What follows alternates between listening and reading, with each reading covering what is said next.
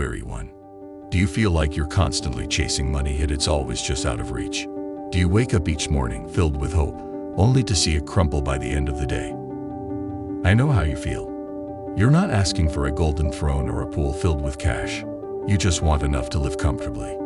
To stop the anxiety that strikes each time you open a bill. To know that you won't have to choose between paying the mortgage or for your medication.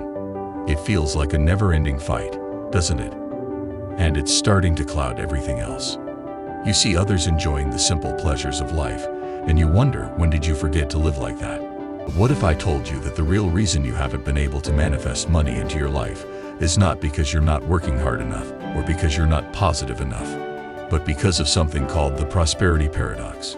You might be wondering, what is the prosperity paradox? After months of non-stop work, I managed to save just enough for a one-way ticket to Bali. I yearned for freedom, for an escape from my life, and I decided to pack my bags and leave in search of a fresh start. Descending from the plane, the tropical heat enveloped me, but it was quickly replaced by a wave of relief. Bali was a world away from my mundane life.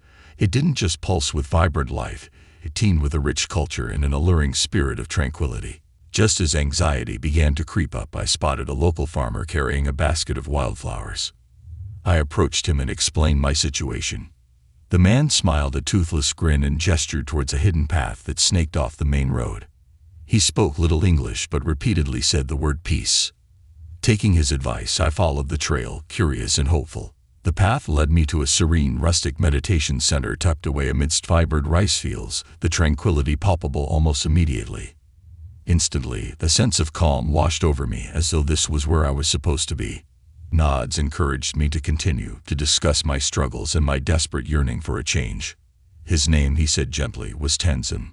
He listened to my tale with a calm, steady gaze, his impassive face belying the wisdom and understanding in his eyes. Your situation, Tenzin began, his voice steady and comforting, has a name in our spiritual wisdom. It is the prosperity paradox. The prosperity paradox? I asked, puzzled. The prosperity paradox, in essence, is the contradictory state of wanting wealth but being fear-stricken by the thought of having it. Tenzin began, his tone resonating with an underlying strength. This singing bowl, Tenzin shared quietly, is not just an artifact, but a blessed gift from my spiritual mentor. He revealed this intriguing detail.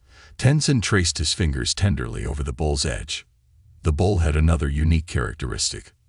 Over countless moon cycles, Tenzin continued, this bowl has absorbed the powerful moonlight, enhancing its inherent spirituality and refining its melody. With this, he gently skimmed his fingers around the rim of the bowl.